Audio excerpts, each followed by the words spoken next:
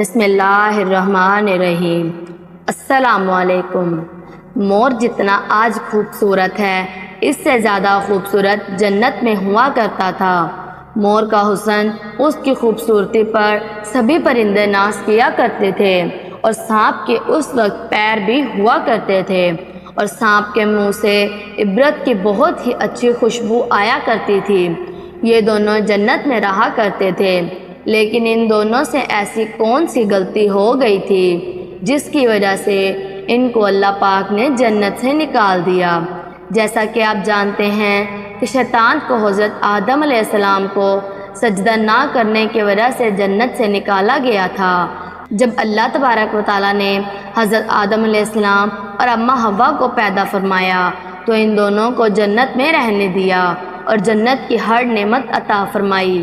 اللہ پاک نے فرمایا کہ تم جنت میں جہاں کہیں بھی جاؤ، گھومو پھرو، کھاؤ پیو، ہر نعمت تمہارے لیے ہے، لیکن خبردار ایک درخت کے پاس نہیں جانا اور نہ ہی اس کا پھل کھانا۔ اگر تم دونوں نے ایسا کیا تو تم ظالموں سے ہو جاؤ گے۔ سانپ اور مور بھی اس وقت جنت میں رہا کرتے تھے اور جنت سے باہر آیا جایا کرتے تھے۔ ایک دن کچھ یوں ہوا، یہ دونوں باہر آئے اور ان کی ملاقات شیطان سے ہو گئی۔ شیطان نے ان سے کہا کہ مجھے اپنے ساتھ جنت میں لے چلو، تو ان دونوں نے کہا ہمیں اللہ پاک کا خوف اور ڈر ہے، اس لیے ہم تمہیں جنت میں نہیں لے کر جائیں گے۔ شیطان نے انہیں اپنی دوستی کا واسطہ دیا اور قسمیں دی اور کہا کہ مجھے اپنے ساتھ جنت میں لے چلو۔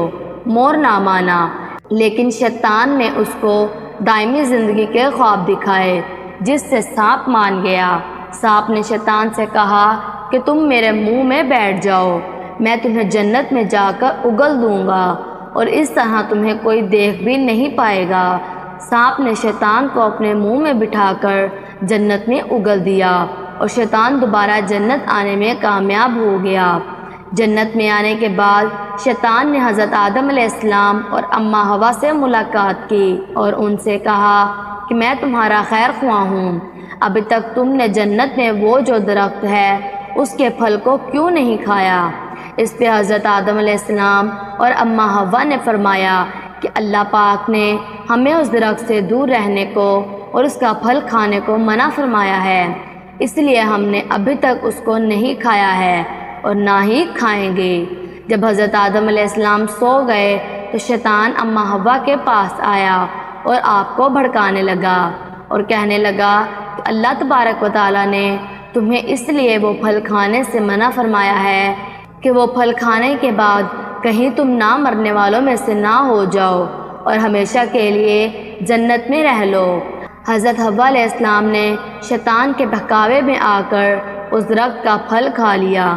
جب حضرت آدم علیہ السلام سو کر اٹھے تو اماں حوا نے حضرت آدم علیہ السلام کو بھی وہ پھل کھانے پر مجبور کیا اور انہیں بھی وہ پھل کھلا دیا۔ لیکن اس سے پہلے جب شیطان جنت میں داخل ہوا تھا تو فرشتوں کو معلوم ہو چکا تھا، لیکن اللہ پاک نے فرشتوں کو منع فرمایا کہ ابھی تو اس کو جنت میں ہی رہنے دو۔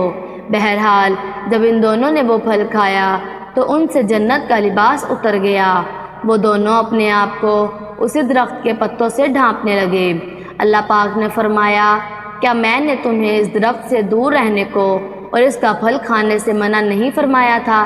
لیکن تم دونوں نے میری بات نہ مان کر اور اس درخت کا پھل کھا کر اپنی جان پر ظلم کیا ہے۔ تبھی حضرت آدم علیہ السلام اور اماں حوا اپنی غلطی پر بہت ہی شرمسار ہوئے اور معافی کی طلب کرنے لگے۔ اللہ تبارک و تعالیٰ نے حضرت آدم علیہ السلام اور اماں حوا کو جنت سے نکال کر زمین پر بھیج دیا اور فرمایا کہ زمین پر ایک خاص وقت تک تمہارا ٹھکانہ ہے اور اس وقت تک زمین پر ہی رہو گے۔ اور اللہ پاک نے مور کو جو شیطان کو جنت میں لے کر آیا تھا اس سے اس کی خوبصورتی چھین لی اور اس کے پیروں کو بدصورت بنا دیا۔ سانپ نے اپنے منہ میں شیطان کو بٹھا کر جنت میں اگلا تھا۔ اللہ تبارک و تعالیٰ نے سانپ کے منہ سے عبرت کی خوشبو لے کر اس کے منہ میں زہر بھر دیا اور اللہ پاک نے سانپ سے سانپ کے پیر لے کر ان دونوں کو جنت سے نکال دیا اور زمین پر بھیج دیا اور چھپکلی ایک ایسا جانور ہے جس کو گھر میں اکثر پایا جاتا ہے۔ ایک شخص مولا علی علیہ السلام کے پاس آیا اور عرض کرنے لگا کہ چھپکلی کو مارنا جائز ہے یا نہیں۔ مولا علی علیہ السلام نے ارشاد فرمایا کہ حضور نبی پاک صلی اللہ علیہ وسلم نے فرمایا ہے کہ چھپکلیوں کو مار دیا کرو۔ چھپکلیوں کو مارنے کا حکم ہے کیونکہ چھپکلی حضرت ابراہیم علیہ السلام کو جب آگ میں ڈالا گیا تھا تو یہ اس پر پھونکے مارتی تھی۔ روایات کی جاتی ہے کہ جب نمرود نے حضرت ابراہیم علیہ السلام کو آگ میں ڈالنے کا فیصلہ کر لیا تھا اور حضرت ابراہیم علیہ السلام کو آگ میں ڈالا گیا تو ہر جانور یہ کوشش کر رہا تھا کہ آگ کو بجھایا جائے، لیکن چھپکلی خوش ہو کر اس پر پھونکے مار رہی تھی اور آگ کو بھڑکا رہی تھی، اور تبھی سے اللہ پاک نے اس پر لعنت بھیج دی۔ اس لیے اس کو مارنا یا اپنے گھر سے بھگانا گناہ نہیں ہے۔ خواتین و حضرات، ویڈیو اچھی لگی ہے تو ویڈیو کو اپنے دوستوں اور فیملی کے ساتھ شیئر کریں اور ہمارے چینل کو بھی سبسکرائب کر لیں، کیونکہ ہمارے چینل پر اس طرح کی اسلامک ویڈیوز اپلوڈ کی جاتی ہیں۔ اللہ تبارک و تعالی آپ کے علم میں اضافہ کرے، آمین۔